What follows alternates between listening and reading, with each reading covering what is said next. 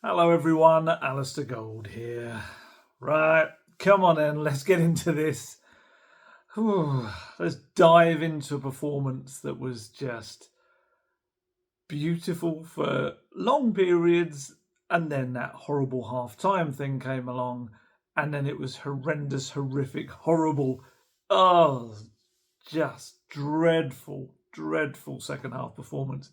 Only Tottenham Hotspur can kind of take the high spirits and enjoyment that we've got from 5 victories on the bounce and then actually give us another 45 minutes worth of very decent football with lovely attacking moves, flowing stuff, back heels, flicks, tricks, patterns of play, triangles of play, and flush that all down the toilet in about 18 minutes worth of absolute garbage on the south coast. So frustrating. It really is. Why won't they let me have an international break that is fun? Why wouldn't they let any of us have an international break that is free of pain and misery and torture? International breaks are boring enough without having kind of the last dismal encounter ingrained in your brain to try and kind of just wait until something knocks it out of there the next time Tottenham play. It's mad though. Because they came into this, didn't they, off back of 5 wins in a row, 13 goals scored, 3 conceded. And actually, by 5 p.m. on Sunday, it was 15 goals in 6 games scored. Yet, by the time that final whistle was blown, Ange Postecoglou was seething. He was so angry. After the game, very, very short media interviews on the whole. His club one was 76 seconds long. We got a bit more from him in the press conference, about 8 minutes or so. But everything he kind of said in that, and there's loads of bits to extrapolate from that press conference and talk about, because some bits I agreed with him, some bits I thought were actually quite daft, some of the answers, but that's just my opinion, but we're going to talk about it. And the match itself just, it should have been such a different day of football. It really should have.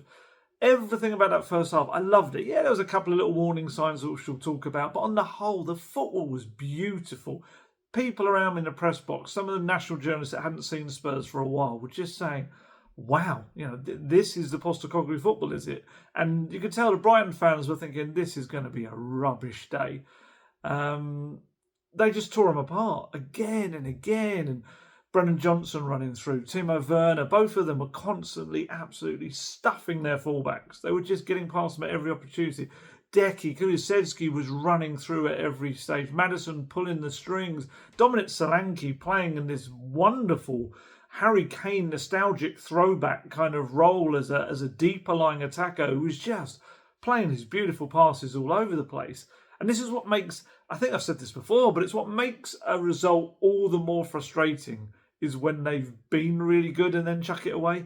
That's because you're almost kind of like, why? Why? I mean, Danny Welbeck called the first half from a Brighton perspective embarrassing. Like Spurs were all over them. They were aggressive in the press, kept winning the ball back high up the pitch. They made 18 ball recoveries in that first half. Like I said, it was a pleasure to watch Spurs in that first half. Some of the football was just, there's like some of the link-up play with Romero playing Solanke would flick it into Kulusevski, would then find Johnson for the, I think that was the shot that went over the bar. Just some of the football was just incredible. With 18, I can't even say it, I'm so frustrated. Within 18 seconds, Spurs should have scored. That's how well they played in the first half. You'll remember it well, of course. I think it was Solanke again. Yeah, Solanke sending Werner away down the left-hand side, and then Werner just pushed it too far across the 6-yard box, too far in front of Brennan Johnson, who's sliding in and he's nowhere near it. But then Kulusevski ran into the box, had a last gasp block on his shot that he took. Christian Romero picked out Maddison with a ball over the top. Maddison had a half volley that Adam Webster slid in and blocked at the last second. I think he went off just soon after that. Timo Werner had a shot deflected off a target following that. Then he had, of course, the header that I thought originally had kind of crept over the line, but it wasn't. It was Pedro Porro's cross. Werner heads it. Keeper kind of shoveled it out, knocked it back. I can't remember if it actually hit a defender first, but it hits Maddison, goes back towards the goal, crosses the goal line. The referee, David Koo, on his watch, tells him it's a goal. He turns to signal back to the halfway line for the goal and then realises the linesman's got his flag up and there's a check. And of course, Pedro Porro is marginally offside. What else do we have? Of course, the goal came next. Brennan Johnson, that was a beautiful goal as well. Destiny Udogie coming back, tracking back a ball that had been lost up top. Maddison actually wins it back, knocks it through to Solanke, who just plays the perfectly weighted inch perfect pass into the path of Brennan Johnson, who, yes, of course, made it a goal in 6 consecutive games now. And he plays this lovely first-time shot right inside, of course, his best friend right now, the left-hand bottom corner of the net. Did you know he is the first Spurs player in more than half a decade since Harry Kane to score in 6 consecutive games for Spurs? And of course, he's already scored more goals now than he did in the entirety of last season, and it is only early October. There was a little warning sign just after the half-hour mark. You might remember the ball across, I think it was Mitoma played it across, and Danny Welbeck, have no idea how he managed to do it, slid it wide of the right-hand post when he really just had to knock it forward. It probably was going to go into the net from that close range. Then we had, that was the chance for Johnson that I spoke about, where Porro played a really nice ball out around the press to Solanke. He turned, used his strength really well, ran up the pitch.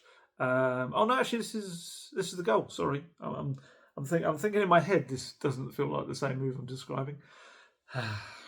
The game is all jumbled up because of what happened next. But yes, that's what happened. Porro to Solanke. Solanke turns, runs through the centre, does really well, plays it off to Timo Werner, left-hand side. Timo Werner sprints on with it, and he kind of goes as if he's about to cross, but instead stabs it inside to Maddison. Maddison cuts in a little bit, plays the low shot, and the keeper, Verbruggen, made an absolute pig's ear of it. Goes through his fingers into the net. So 2-0 to Spurs, and it's a bit like, lads, this is it. Great stuff. You're keeping it going.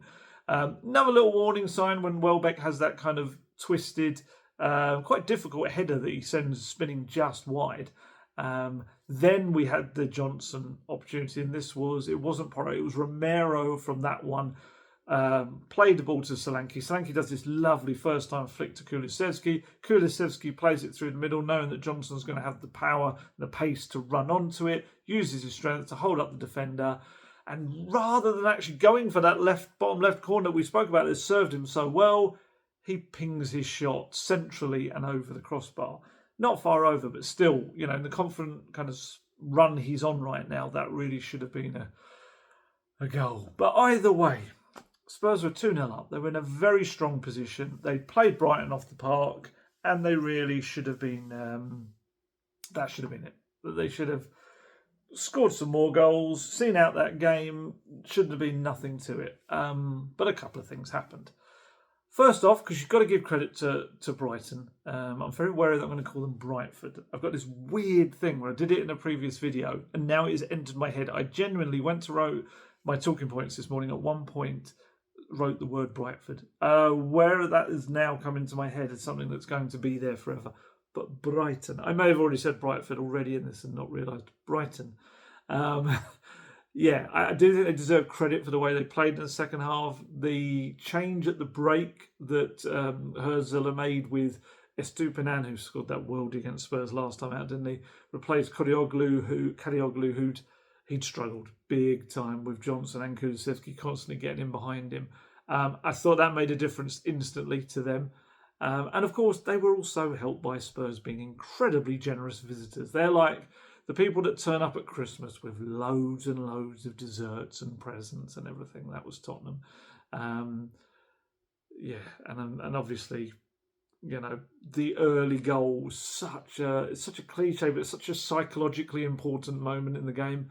Pedro Porro allowed Mitoma to get in behind him, and then strangely, he kind of looked up Porro and saw Romero coming across to cover him, put his hand up as if to say, no, it's all right. Romero stopped coming across, and I wonder, it could be wrong and it could be absolutely inconsequential, but he could have, I feel like, if Romero kept going, he might have cut out the cross. It could have worked a different way. He could have done a different cross. Romero might have been out of position. But Porro didn't have it covered. The cross went into the box. It bounced on. Mickey van der Ven slid in. Apparently there's an angle where you can see an ever such a slight touch on the cross. Destiny Udogie then makes a complete mess of the clearance. It could be because of the little touch, maybe changed the flight slightly. But the ball ricochets off the inside of his leg, falls to Yankuba Minte, and he just slots into the bottom right corner without any real fuss whatsoever. And yeah, and like I said, it's a cliche, but it's psychologically, it just punched Spurs in the gut. They hadn't heeded the warnings of the first half that came from the couple of Welbeck chances, and it just changed the whole atmosphere of the game. Brighton fans came alive, the team suddenly had confidence, and Spurs just started to shrink. This was when they needed their leaders to step up, and they didn't. They didn't. Only, I'd say Vicario maybe did. Vicario made a decent save from Mitoma. Vicario's birthday today. Happy birthday, Guillermo. Not that he watches these, but it's a bit like when I always find when people like put birthday posts on social media to relatives who aren't on social media. It's a bit like, that's kind of the same as me saying it right now to Vicario. He's got no idea I'm saying it, and it means nothing. But yeah, he made a good low save from Mitoma. Spurs actually could have still had a third goal of their own after that. Kulusevski got right into a really good position on the right-hand side of the Brighton box, pulled it miles ahead, a bit like Werner did for Johnson early in the game. He did the same for Solanke. Kulusevski, miles in front of him, and it was just a complete wasted opportunity. But yeah, the 58th minute. I was just looking at my little notes here about the goal, and it was just like, it's just making me shudder just thinking about it. So Mitoma just given a load of space between Bentancur and Romero. Romero eventually kind of does a bit of a late weak lunge at the ball when it had already gone. He'd moved it on Mitoma to Jorginho Rutter. He'd run in between Van der Ven and Udogie. Udogie makes a really half-hearted challenge, maybe scared of bringing him down in the box. Rutter just, that kind of knocks the ball inside, and he's able to quite easily turn Van der Ven and hit a very nice shot across Vicario into the bottom right corner. Vicario is probably one of the most blameless people on the pitch. Every shot that Brighton scored from was absolutely clinical, and the header at the end was just like into almost an empty net where he couldn't do anything about it. But yeah, as soon as that ball went in the net for the second goal, just Postecoglou was just shaking his head on the touchline. That for me, yes, he was shaking his head, and his players had crumbled. Could even still say it was too late, but for me, that was the moment when I felt like Postecoglou should have responded from the sideline, from the bench. I did. I do think managers often get really overly criticised for timings of subs and things like that. There's so many times when referees, when managers' substitutions make a great impact and they're never really remembered other than maybe briefly in the moment. And sometimes, with hindsight, makes things look a little bit better. Hindsight makes it easier to criticise a manager's timing of their substitutions. But I just felt yesterday, we all kind of felt it in the moment. It's like they've really lost a grip on this game. You just need something to change the momentum. You need someone to come on that is not kind of burdened by the fear that is currently in this team. And look, first off as well, I've seen this kind of a thing. It's always the thing about Postecoglou, that he doesn't move around much. He doesn't move around much on the sideline. He doesn't look. If you're looking for someone that is a waving arms reactionary, leaping about, throwing himself around, a bit like Conte kind of was, Postecoglou's not your man for that. He's just not. I mean, I was watching Herzler down in front of us because we had the Brighton press boxes right behind the dugouts, and Herzler's just going mad at everything, constantly arguing with the fourth official, quite like aggressively early on after one decision. And Postecoglou's not that. He will have the odd shout. He will put out instructions to his team. He doesn't stand there doing nothing. He is involved, but on the whole, and he's explained this before, he prefers to just mainly observe the game and take in everything he possibly can in order for him to make the best possible decision. That's probably more the issue for me with Postecoglou is that he didn't make the best decisions in my mind, in my very humble and untrained opinion. I just felt he didn't affect the game, which is the key thing. There were so many players that technically could have come off by that point. Bentancur was just an onlooker, contributing nothing at that stage at all. Even though he'd had the midweek match off, he didn't play in Budapest. Many of the attacking players have become observers, that they just weren't getting the ball forward. They weren't doing much with it.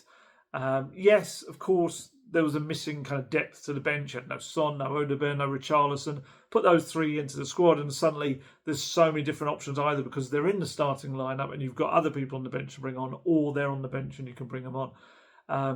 But still, something needed to change. It could have been it was just introducing Basuma and Sarr that a little bit earlier. You eventually wait till the 79th minute to do that. Or it could have even been to replace Udogie, who was really shaky yesterday, with Jed Spence. Because the whole Jed Spence thing was mad. Obviously, I'm not even going to go into the baffling decision that he's not even in the Europa League squad. But he'd been left in midweek back at Hotspur Way, which would normally be normal because he's not in the Europa League squad. But Sergio Reguilon was brought along just to kind of be part of the training squad they had. The idea being that Spence was going to spend this concentrated period of time back at Hotspur Way preparing himself if he had to come into the squad, probably for Udogie, a team on the day, not the squad, because Udogie was struggling with a quad problem. As it was in the end, Udogie was able to train on the Friday and Saturday and was able to play in the game. Yet Spence was never used, and it was just like, you kind of think, you saw him at Coventry when Spurs were really kind of struggling with the momentum, and he came on, and he didn't immediately change, but as the second half wore on, he got better and better and better in the game. And you kind of look at it, and you look at Romero and Porro both played the full 95 minutes or so in Budapest. Could you have not brought on Spence maybe even for Porro if you weren't going to take him off for Udogie, just to give something fresh and different? You could have even, I know it's unlikely because it's Romero and he's like the captain, but Radu Dragusin could have come on and just added something a bit extra. I admit that's a very unlikely substitution when you've got someone like Romero, but Romero was well off it, and it could have been tiredness, but I just felt that his decision making was poor in the second half. I actually also thought Mickey van der Ven, despite having the Thursday night off, wasn't particularly great. First half, he was fine, made a couple of good interceptions, but second half, some of his ability within kind of close range, like that kind of short range bit where he's got to face with a player, because we know he can sprint back and make a great, brilliantly timed challenge.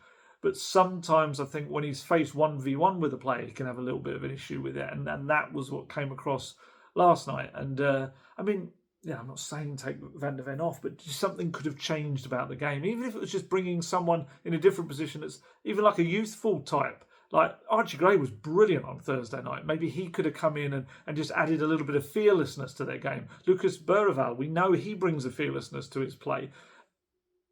Obviously, the biggest example is probably Mikey Moore. Mikey Moore didn't come on till late in the game. Could well have been tired after only 2.5 days after playing the first 95 minutes that he's played in like a month. Only the third time this season, but still fearlessness. They were really starting to be fearful in their play. But Postecoglou kind of went against his own belief system, which his own belief system is to be brave, is to go for it. And I kind of felt he actually played it quite safe in that respect. He was just like, no, I'm going to leave it to them. They'll sort themselves out. Yeah, they'll be fine. And it was just, it didn't work. It didn't work at all. It was exactly the opposite, really, of what he needed to do in that moment, as again, hindsight showed us. Just 8 minutes later, Brighton score again from errors from the same players who had kind of messed up for the goal before. So it started with a throw-in, which I don't know whether this counts as a set piece. I really hope it doesn't. I don't want people at the end to go, look how many set pieces they've conceded from when it was. I don't see a throw in, which was feels like at a way earlier phase of the play as well. But some people do count them. They are technically the ball coming into play from a dead ball scenario, I suppose. But yeah, so Veltman takes a throw in, goes to Rutter. Should be no danger because he's got his back to the penalty area. He's actually moving away from the penalty area at one point, and then he spins and turns Udogie so easily. Nutmegs him, gets past him, but then there's a second chance to kind of stop it when Bentancur comes across, and Bentancur really, in the moment, should be favourite or at least getting there at the same time. Bentancur kind of does a really passive move where it's almost like he's trying to see the ball out of play, and Rutter is just like, well, I'm going to win this duel, and he does. He slides in, scoops the ball up into the air, really good cross. Bentancur too busy complaining for a foul that never happened. And then you've got Romero. Romero is in the middle of the penalty area. He initially knew Welbeck was there because he was like grabbing him and stuff and trying to kind of essentially, I don't know, just to let him know he was there. Then seemed to be distracted by what was happening with Udogie and Bentancur. It's like, oh, like looks across. And then when the ball gets played in, he's like, oh no, there was someone behind me, wasn't there? And he turns and Welbeck's completely unmarked already and heads the ball down into the net. And Welbeck's got a thing about scoring against Spurs. He just seems to do it so much. But I don't know what Romero was doing. Maybe his head was planning, getting to his flight to international duty. I know it didn't help his performance yesterday. There's this narrative which he has very strongly refuted that when it gets near international time, he's thinking more about Argentina. I do think it's a harsh one, but I don't think days like yesterday are going to help. I think it was more about tiredness with him playing so soon after, 2.5 days after the match at Ferencváros. But yeah, dreadful. Everything that was wrong with Spurs' second half was in that goal. It was weak in the duels, lack of concentration, lack of leadership as well.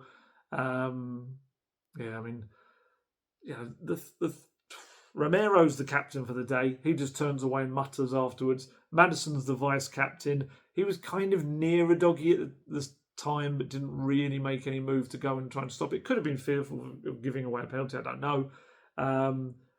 Bentancur is an experienced player, won 3 Serie A titles. He should know, how to lead a team and push them on. Nothing from him at all. And look, I just didn't see leadership on the pitch. Whether that's Sonny not being there and giving kind of shouting at them, or whether there just isn't a real kind of captain mould figure at the club in terms of, when Son's not there. I don't know. Romero, Guesty and I were discussing it on the podcast earlier, and he suggested maybe it's because Romero, his English isn't great. He's more a Spanish-speaking kind of player. But then impact all the Spanish-speaking players around you. And I'm sure he knows enough English by now at the club to, he is a captain. I see him kind of talking to the huddle quite passionately at times that they have pre-match. So, yeah, I don't buy that entirely. I still think you can be a captain and a leader, even if communication-wise you're not entirely on the same page as the rest of the team. And you do wonder whether that is the next step of the Postecoglou process in the transfer window. Is it to bring in a leader type into that midfield or defence? I don't know.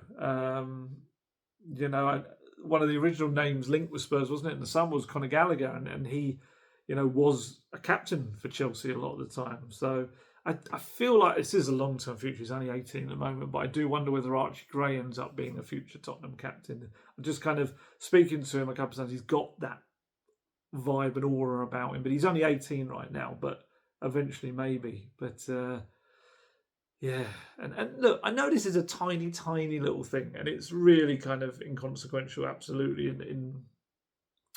or just not that important in the scheme of things. So I apologise for even saying it, but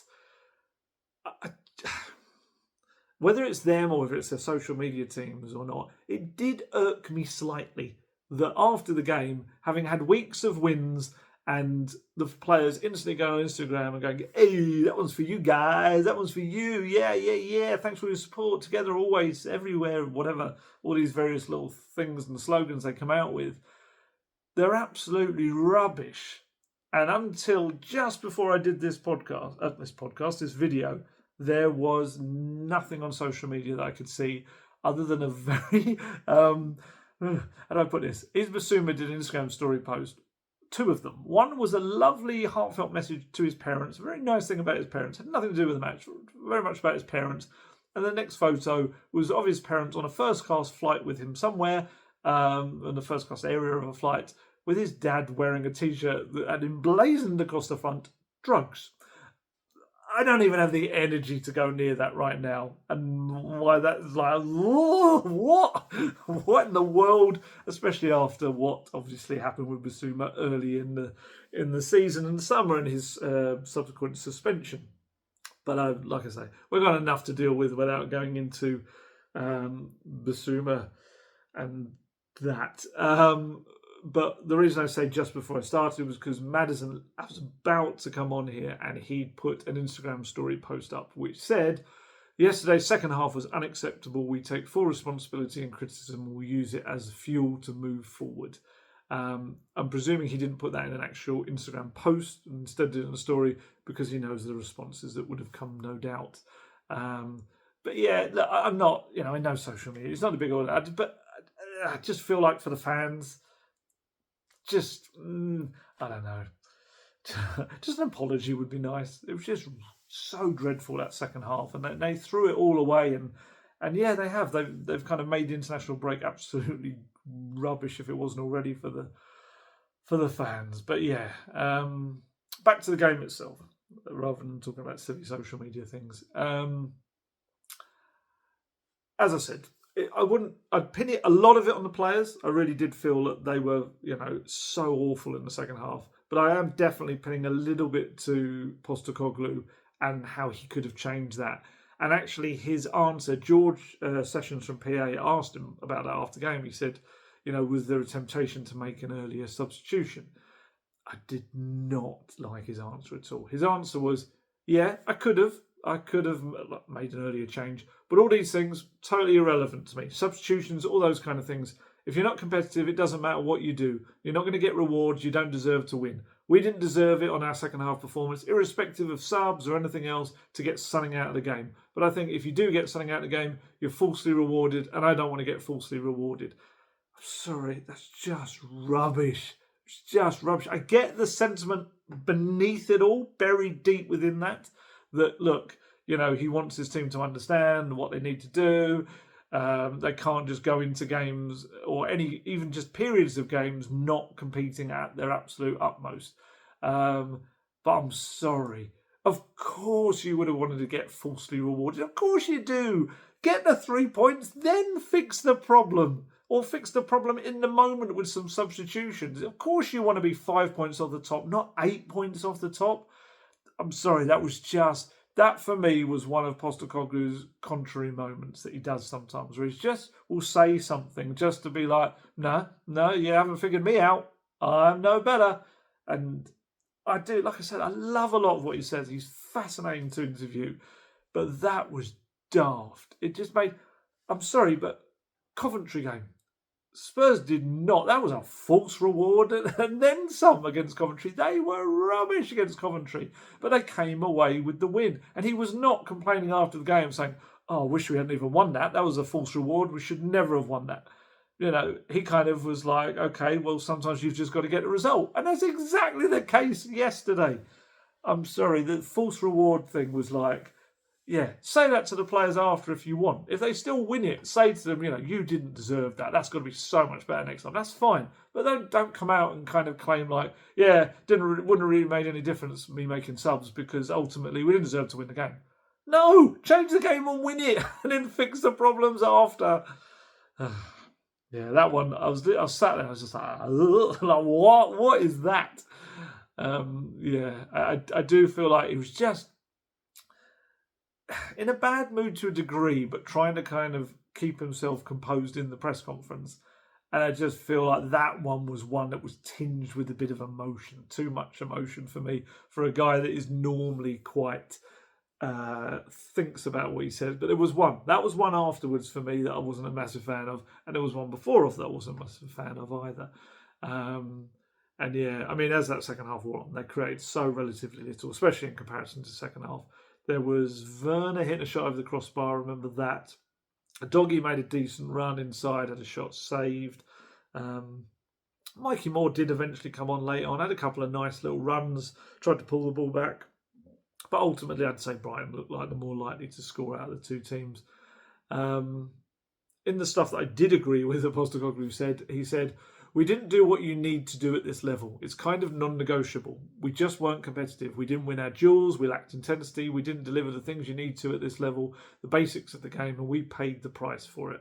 Not really sure if there was complacency, but wherever it comes from, it doesn't really matter. It's irrelevant. It's unacceptable at the end of the day. You can kind of understand that you're not going to win every game, but there's the manner you lose games. And that's the first time since I've been here that we've lost a game in that manner. Like I said, unacceptable. He was asked what can he do about it, and he said there's a lot I can do about it. That's why I'm in the role. If I couldn't do anything about it, I'd get somebody else to sit here. Maddison spoke after the game. He did Sky and he did his club interview. In his club interview, he said, "A game of two halves. You couldn't get more of an obvious game of that phrase. First half we were dominant, and at 2 goals up in the second half we were really poor and didn't deal with the adversity of them scoring early very well." Well, actually, that's an understatement. We dealt with it very poorly, I think. Just couldn't weather the storm, couldn't grind it out. They scored 3 goals from 3 attacks, and we need to be more solid in that moment of adversity.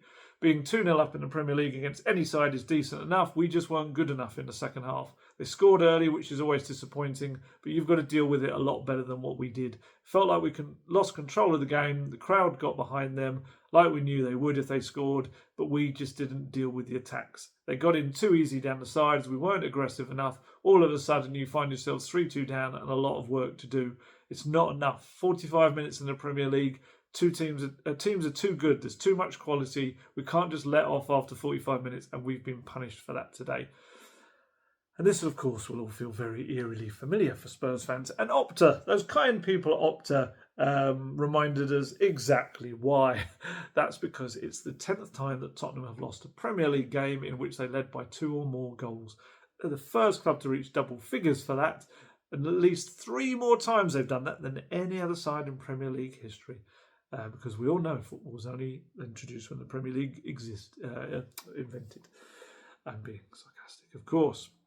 And yes, look, most of those 10 came long before Postecoglou arrived at the club, but still, it was so disappointing. It was so disappointing, that second half. I'm very aware, though. I'm very aware that I've gone in on them and gone in on Postecoglou, gone in on the players and all of that. I should also stress there needs to be some context to all of this. Of course there does. That's always my kind of way of doing these things. I like to kind of look at it as a whole, not to get too emotional in the moment. And Spurs did go into this game off the back of 5 wins in a row. Then they had that excellent first half, which honestly was such a pleasure to be a part of, not be a part of, but to be there to witness.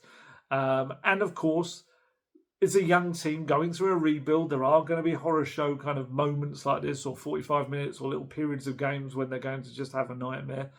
And I do feel like it needs to be put within that context. Postecoglou, there was a question that he didn't like, you could tell, that was put to him after the game, like, how was it said? It was, after a couple of positive results, do you think there was any overconfidence at half-time because they were already 2-0 up? And he said, look, it's not a couple of positive results. It was 5 wins. Let's just keep things in context here. I understand the extremes of what we do. What I'm saying is that we didn't do the basics of everything we've done to get to this point, good, bad, or otherwise. Even when we didn't win at Newcastle, we played well and fought hard to the last second to win that game of football, or tried to win that game of football. We didn't do that today, and every time we've played, there's been an element of our game, but I didn't see that today. Why has that happened? The reasons, we can go into a million different aspects, and in the cold light of day, there may be some logic to it, and it may be what you're saying, as in the complacency or overconfidence. Again, for me, that's irrelevant. It's for me to address and fix, and the responsibility falls at my feet, and that's what I need to do. He is right to that degree.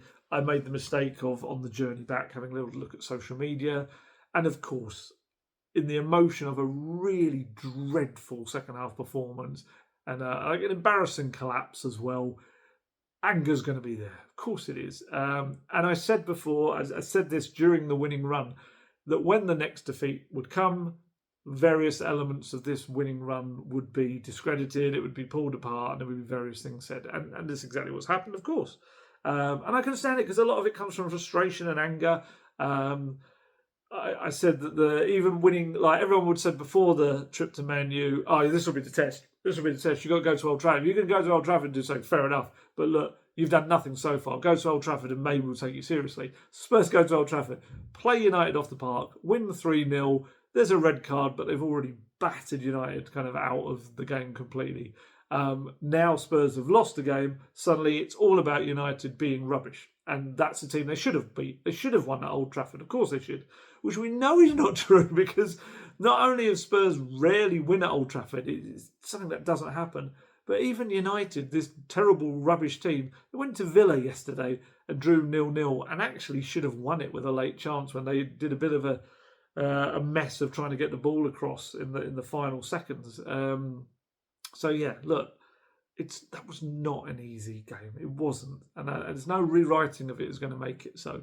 But it's not just the United game. It's like I've seen people saying, "Oh yeah, Brentford should be. They're an easy team to beat. That's just who you should be beating." Brentford have only lost twice this season, and they've been narrow defeats to City and Liverpool. They're not an easy team to beat whatsoever. And even like the Carabao match, carry a bag. You got to beat a team like that. Forgetting that Spurs were with 10 men from like 7 minutes in and they won 3-0. That was a good win. And even Ferencváros. Look, yes, of course, it's a team that Spurs on paper should be beating, but also don't forget they've gone there and on an away day in front of the crowd, a hostile crowd, all of that sort of stuff. Please don't forget Spurs had only won one of their previous 9 European games away, and they won on Thursday night. It was a valued professional job done on the road. Coventry is the only one I think I would absolutely say fair enough. That was rubbish. Spurs were terrible. They were dreadful. Against the Championship side, they didn't really deserve to win it, but they came away with, I guess, a little bit of character shown towards the end to win it. But yeah, I don't like this whole, oh yeah, there's always been a problem thing. I'm sorry, I still, and I was, honestly, like I said, when there's a frustrating defeat like that, there is the fan side of me is gutted after a game like that. And I'm thinking, like, I've got to write about this and talk about this. But even in that moment, I can still see across the picture of this season. I can see that overall, and that's probably the most annoying thing about the defending today, is that the defending on the whole from Spurs has been a lot better this season. And the performances have been improved. And look, it's not going to change the metrics that Spurs are at the top in so many things. Or they were, certainly maybe before this one, I don't know. That, topping the shooting and creating chances and pressing and things like that. They're doing a lot of the right things, winning the ball back. But they're just going to sometimes have absolutely rubbish moments like this. And they are. And I hate going back to the whole rebuild element, but that's what you're going to get. It's a rebuild is not for the impatient. It's not. And that includes myself as well. There's going to be moments I'm going to get really annoyed during this process. But I have seen an upward curve in the performances this season. I have. And like I said, they've just come into this game off the back of 5 wins in a row. It is their first defeat in 6 matches. But I get it. Even Brighton themselves, playing them yesterday, Brighton had not lost a single game other than the Chelsea match this season.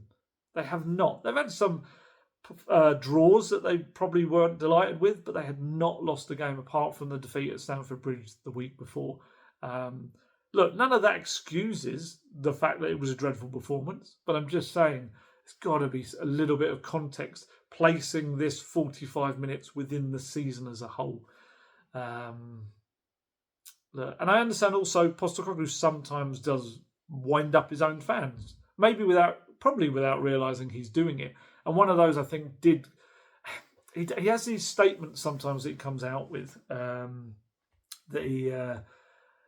he will come out with, and I do think I think they're in his mind they're kind of crowd pleasing things to say, maybe contrary, I don't know.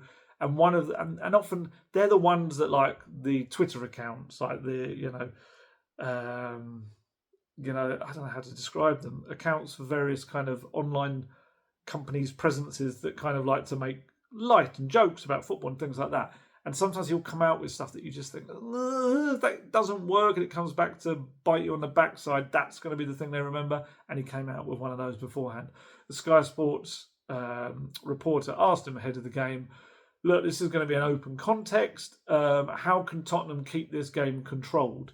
And he said, we don't. And he grinned. He said, let's keep it open. That way we entertain everyone and hopefully get the result we want. We certainly want to play an expansive game and be really positive. And Brighton tried to do the same thing, so it should be a good game. And that first half about saying, no, we don't, let it be open kind of thing. And it's like, when you're going to be 2-0 up and then lose 3-2, everyone's coming back to that comment. They really do. And look, I know he loves to make a thing about people being entertained by football, and that's the kind of football he loves. It goes back to sitting and watching football with his dad, and his dad loving entertaining football. But of course he wants to control matches. To say before the game that he doesn't care about controlling the match, it's just guff. It's just rubbish that he's just coming out with to kind of say a like an eye-catching, crowd-pleasing comment. Because he said in many games in the past how annoyed he's been when Spurs have lost control of the game. He wants them to dominate and grip the game out of the life of the opposition and just go at them relentlessly. So yeah, I just kind of feel like sometimes he says these little flippant things and they just come back to bite him. And look, we all do it. When we have to kind of talk a lot, in these videos, I'm going to no doubt contradict myself many, many times because the sheer amount of kind of words that have to come out your mouth, and with a Premier League manager it's far, far more. You're going to say stuff sometimes in the moment that you kind of think, yeah, should I have said that? I'm sure he'll never say that. He'll never kind of admit that. But yeah, that for me, they were the two things. Pre-match, that about no, let it be an open game, and the one after the game about the not making the changes because he didn't want any false rewards. It just was not good. It wasn't good at all. And look, this game, ultimately, it was lost through individual mistakes. There were a number of them in the 3 goals. A lack of leadership on the pitch, as I've said. Still feel like that's a bit of an issue. That kind of mentality when things are going against them and trying to change that quickly. Sonny may well come in and help towards that. But I'd love to see that addressed with another kind of leader type.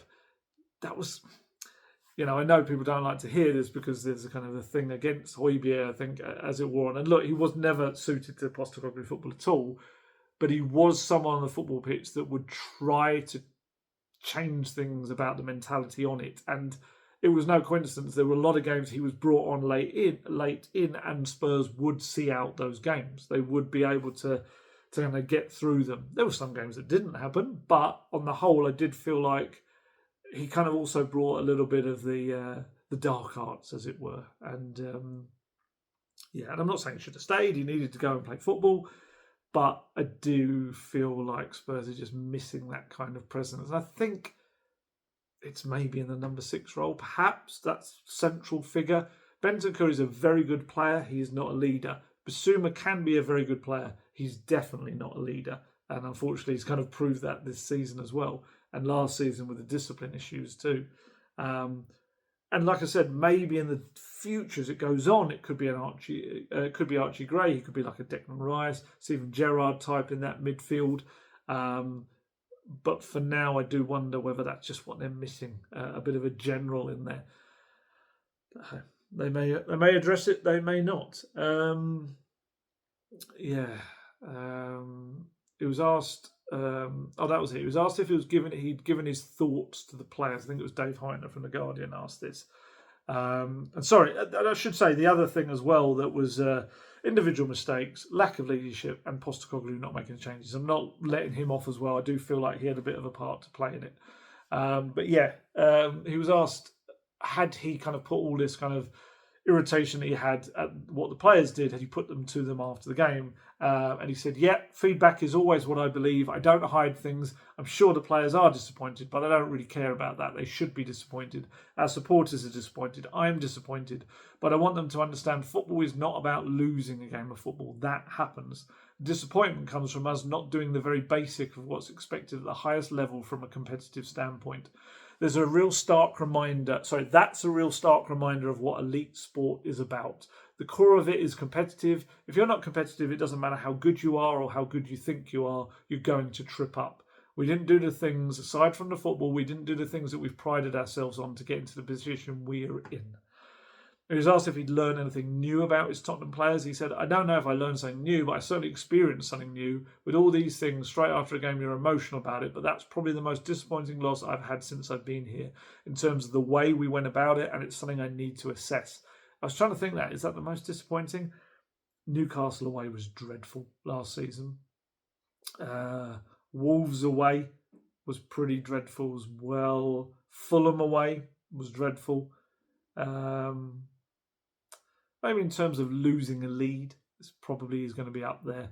But yeah, it's just such a shame this international break has come along like this, because it's put this really kind of negative end on what was a really positive 3-4 weeks or so. It was really enjoyable to be kind of reporting and watching Spurs again, and just 45 minutes just like slaps you around the face and says, nope, you're going to go into this international break constantly thinking of those 45 minutes.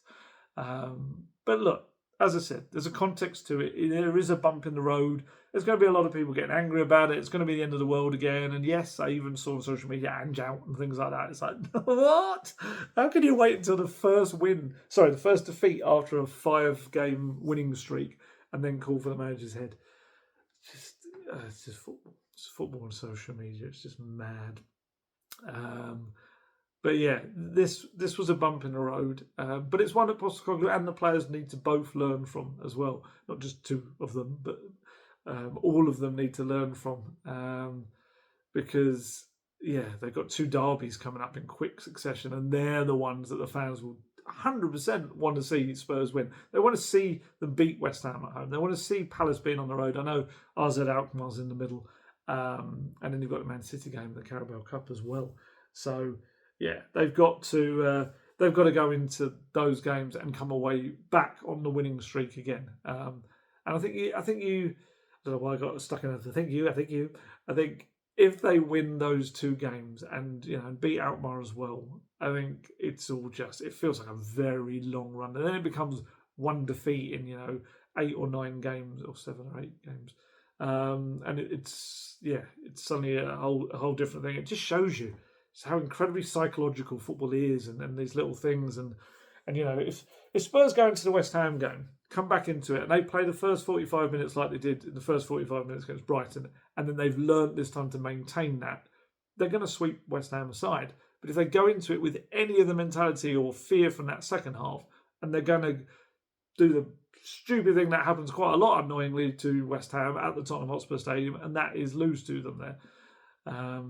Maddison called the second half display 2 steps back after a really positive progress through the season. He was right. It was kind of properly taking those big old steps back after doing so much good stuff. And it's down to him now, and Romero and Sonny when he's kind of back in the team, which hopefully will be after this international break. It's down to them and Vicario to really drill into these players that, right, that's that. You've had that. Get it out of your system now. We don't do that again. We do not play even 15 minutes of football like that again, let alone 45 minutes of football. It can't happen again.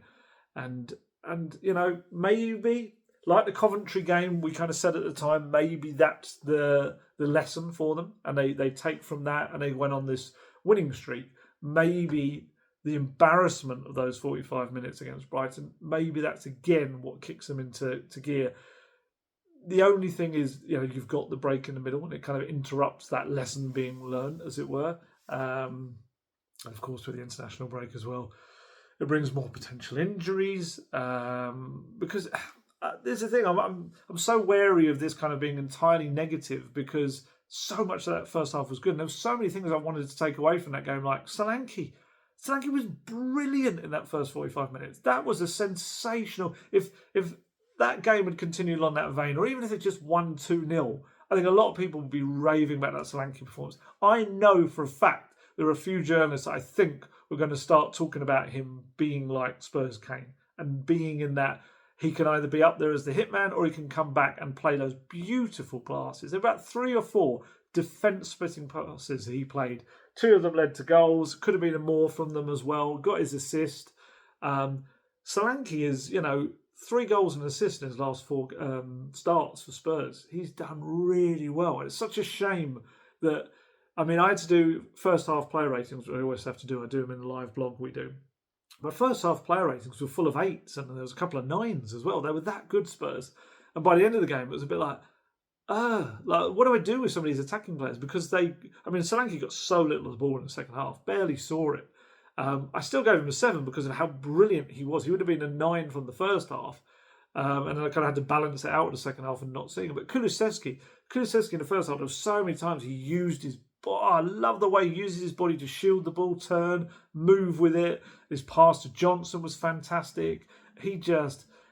Every time he went forward, I didn't know what to do about it. Johnson, full of confidence, lovely finish for the goal. And he had other moments as well. It wasn't like it was just a goal and that was all he did. He did the other thing. Timo Werner, there was a daft moment early on when he just... Maybe because he wasn't into the rhythm of the game yet, I don't know. But he beat his man every time down that left-hand side. Timo Werner is not the reason Spurs lost at all yesterday. He was okay. It wasn't awful. But yeah, it's so frustrating that all of that just gets wiped away. It does. Maddison had a very good first half. Second half was pretty much anonymous. Mickey van der Ven first half made a couple of good interceptions. Second half struggled. Udogie first half had a couple of good moments going forward. Second half was terrible. He had a really, really poor day. Poor half. And yeah, it's just such a shame. But again, everything we're talking about is 45 minutes. 45 minutes there towards the end of a game. I'm interested to see how... I was just saying that Morgan, Gibbs White, Consat and Kobe Minor will miss England's... no further additions. I wonder if they might bring in Maddison, but it's not the case. They're just going to stick with the numbers they've got. Look, he's going to get more players back over the next couple of weeks, hopefully. Hopefully we'll get Son and Richarlison back at least. Odegaard might be a little bit longer, we'll see. But just to get Son and Richarlison, to... The thing I thought watching Solanke play was actually... I could see how he'd play in a 2 with Richarlison. I could see how he'd drop back and Richarlison could be the man up there. But Richarlison also can be a left winger. This is the frustrating thing about Richarlison having such poor availability for Spurs, is that there's so many moments in games where he can be brought on to give Solanke a rest to keep him fresh. He can go on the left-hand side. He would probably be playing ahead of Werner, maybe. I don't know, it's a difficult one because Werner does play the Postecoglou way. I don't know. But yeah, and this is the other thing I think that annoyed me about the Postecoglou substitution thing is, and also when people saying, because look, every manager, if you'll believe what myself and the fans say, they've always at some point, they don't change the game. They don't do this, they don't do that. Mourinho's probably the one that maybe you couldn't say that about, because sometimes he would just make substitutions really early, like you get 2 subs at half time. But with Postecoglou, it's actually difficult to level that against him, because the whole Postecoglou way, and we've spoken about this before, is that he will often make subs around the 60-minute mark purely because he wants that energy in, especially the number 8 roles. He wants those players to be interchangeable and someone else to come in. And that's kind of, I guess, what annoyed me slightly was that Sarr could have come in and done that. He could have brought that to the midfield far earlier than the third or even the second goal. And he would have changed the momentum, I think, in that midfield. And the same with Basuma, maybe in the number 6 role. So I kind of, with the opportunity to bring on 5 subs, really, Postecoglou's made this big deal about having the squad now where he can interchange it and he can change his players, and you're not going to see any drop in the level or drop in the suitability for his system. And he really didn't go by his own kind of rules, as it were, yesterday. He, like I said, played it safe, stuck with a team that was looking fearful, jaded, and yeah, it didn't work. And look, hopefully getting Son and Richarlison back and no more injuries, please, over the international break, that gives him more options to turn to, and he can kind of get back to that. And yeah, hopefully Spurs quickly get back to winning ways. But that was a tough one. That was everyone, I'm sure, driving back or getting trains back or whatever from the Amex Stadium. That was just So frustrating. So frustrating.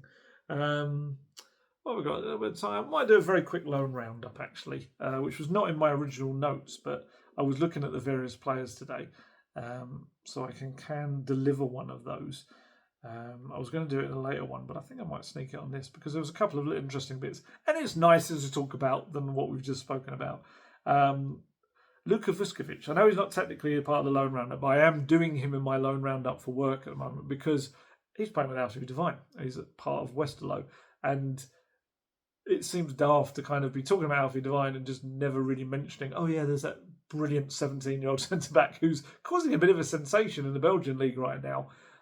So yeah, he was fantastic at the weekend. Westerlo played Beerschot and they drew 2-2. Each of the goals in coming back and equalising came from Luka Vuskovic. He is remarkable for a centre-back. He is constantly trying to move the ball forward. He plays the ball like a playmaker. He's got a bit of the Romero about him in that respect. Constantly looking for through balls, trying to spray the ball out wide as well. Made a really good last gasp tackle actually running back in the second half, which was a little bit Van der Ven-like. And yeah, so he thumped home a really powerful header on the hour mark. Tested the keeper with another one a couple of minutes later. Westerlo went behind again. I haven't actually seen his involvement in their goals. I've seen a kind of a real super cut of his performance, which it's got a lot of phenomenal stuff in. Didn't show him for the goals. It may that they maybe weren't his fault. He wasn't involved, or it may be that someone was trying to hide his involvement in the goals. I don't know. But yeah, he also scored the late 83rd minute leveller. Loose ball comes to him in the box. He takes a really kind of composed touch and then slams it into the roof of the net. And actually, right in like the 89th minute, I think it was, he had a swerving effort from distance that just went over the crossbar. Some of the little stats from his day: 7 shots on goal. He's a centre back. 4 on target. Won 7 aerial duels. Made 2 tackles, 1 interception, and 2 clearances. Nobody in the Belgian top flight has won more aerial duels than Luka Vuskovic. He now has 4 goals and 1 assist as a centre back, and he's 17. So yeah, he's absolutely the way he's going. This is his second loan. He's going to be ready for first team football when he arrives in the summer after he turns 18. And who knows what the centre of defence could look like for Spurs, but you know, they're raving about it. The Croatian media kind of calling him a generational talent. He's been talked about getting into the senior squad, the Croatian senior team, and make his debut. Yeah, they're just raving about him in Belgium right now. And Alfie Devine's doing well alongside him. Well, not alongside him, but in front of him, I guess, in the midfield. Getting a lot of game time, playing a lot of 90 minutes. He's playing like a bit of a deeper central midfield role for them. Getting forward whenever he can, but just kind of a busy role as the number 10 in their central midfield. I think it's a 2 in the midfield. Not yesterday. When was it? It was Friday night. This game was, I think.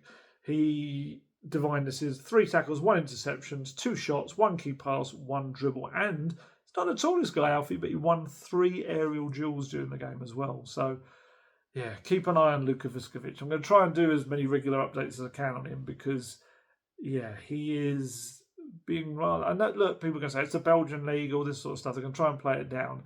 But for a 17-year-old to be doing that against grown men in senior football in one of Europe's kind of leagues is a big thing. And it's all going to help his development and progression for when he arrives next summer at Spurs. Who else we got? Alejo Veliz got 83 minutes under his belt. Espanyol won 2-1 against Mallorca. That was their first win in a little while. He did all right. It was a hard-working performance. The key thing for him is minutes. He's played 9 games now for Espanyol.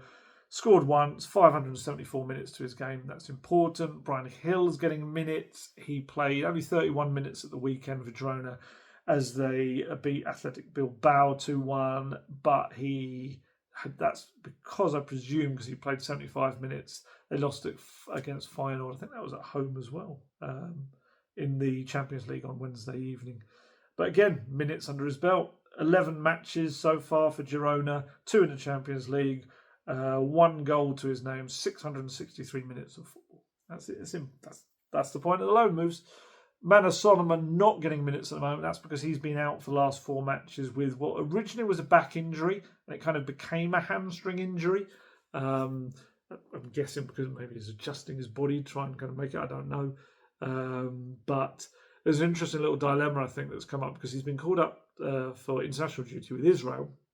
Yeah, hasn't played for the past 4 games for Leeds. I'd imagine it won't go down very well at Leeds if he now plays for Israel.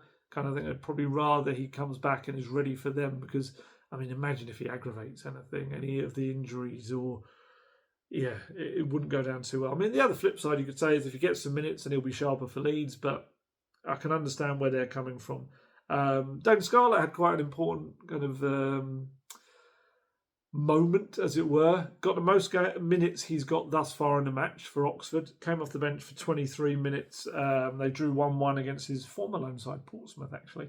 But he played a big part in their equaliser in the 72nd minute. Played a pass through, which kind of got them on their way, and then made a really good dummy run to draw the defender away. And so that was good for him because he hasn't had a lot of minutes. 142 minutes across 6 appearances.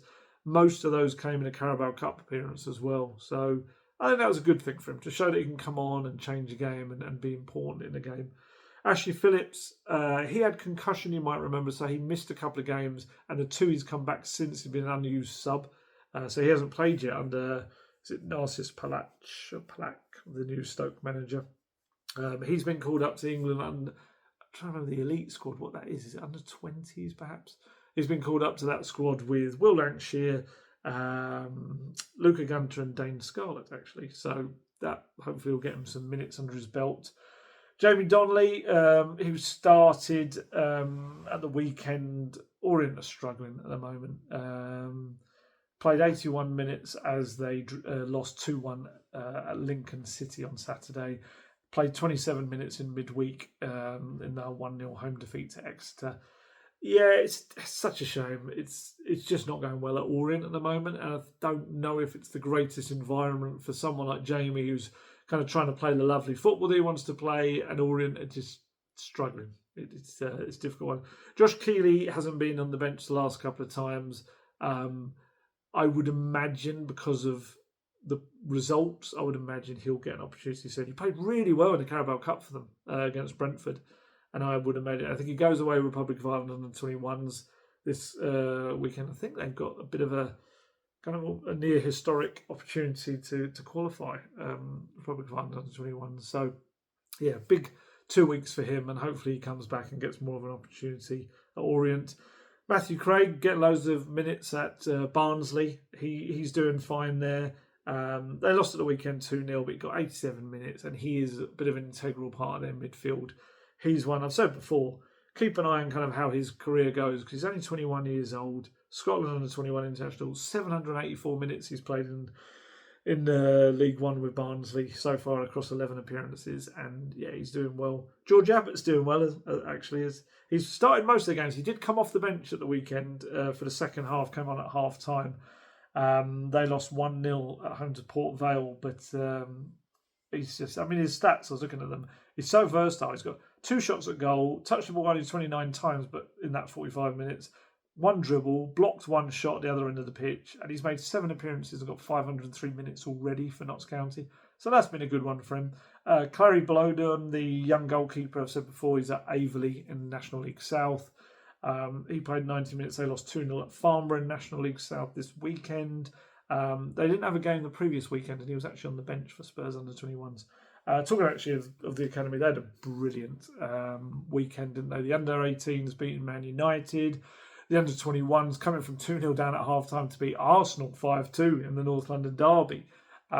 That's massive. I mean, the under-18s, it's great for Stuart Lewis and Bradley Allen, who coached that team, and some real talents at that age as well to keep an eye on.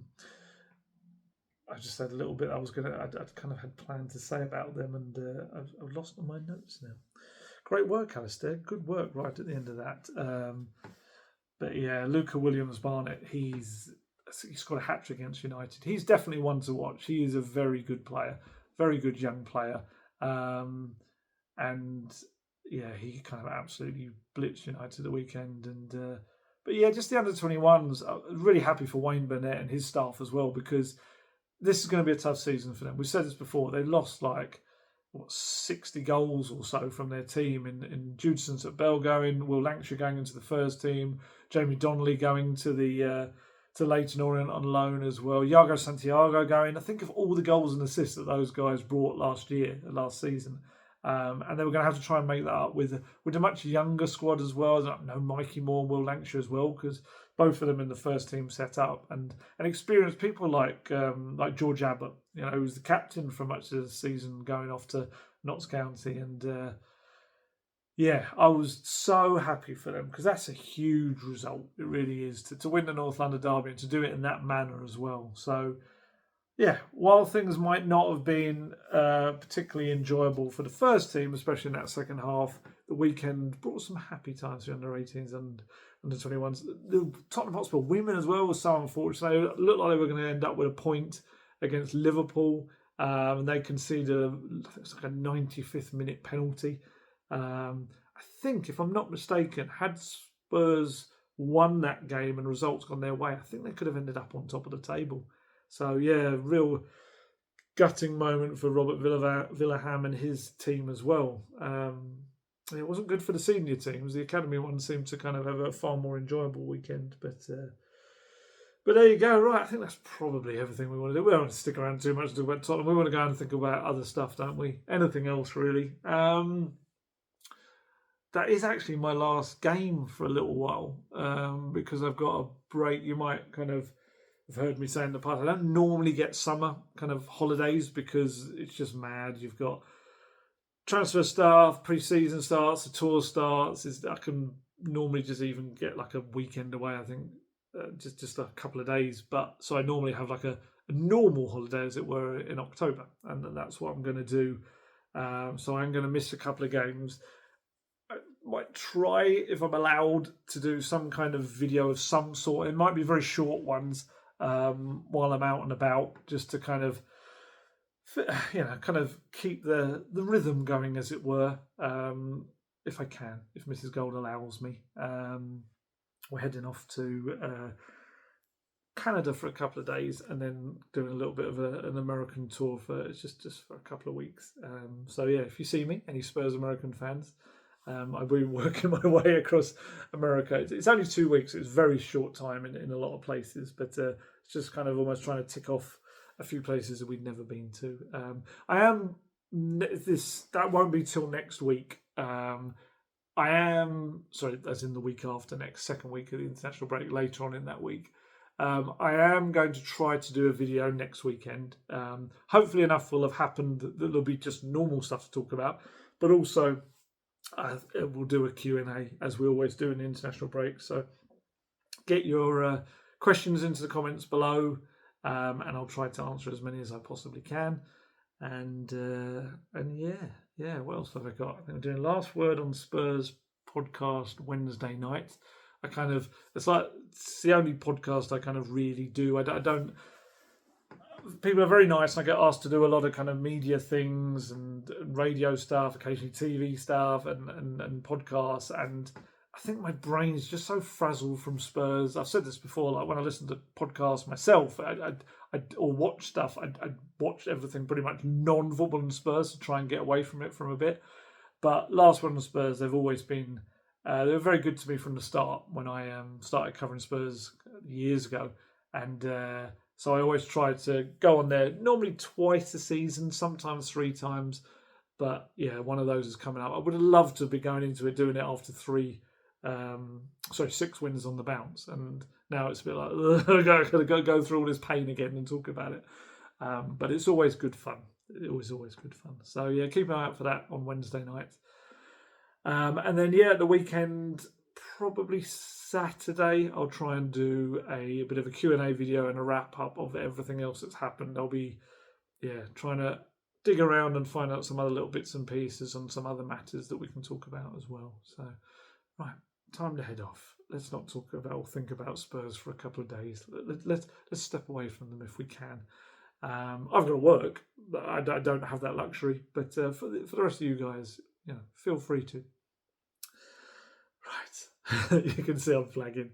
Yeah, as always, stay healthy, stay safe, look after yourselves. I shall catch you later. Goodbye.